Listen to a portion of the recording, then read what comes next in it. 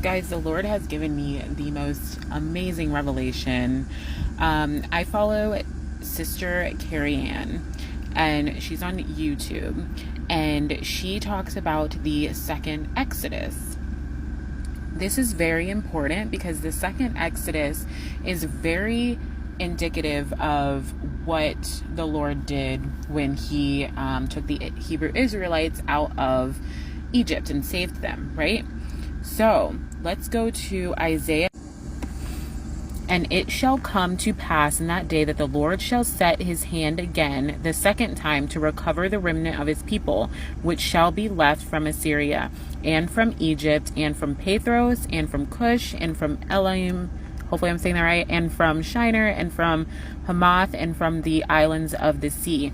So this is a classic regathering of his people that have been spread from all four corners. The Most High has to regather all of his people, and he has to do this in such a way. And if we study in Isaiah and his prophecies, where he's talking about the coming of the second coming of Christ and the millennial reign, it's spelled out right here. And the connection that he gave me is the one that's the most amazing. She talks about how there are going to be ships that are going to embark on a journey to take people to the wilderness for this second Exodus. So I asked the Lord to give me confirmation of this, and the other day he did.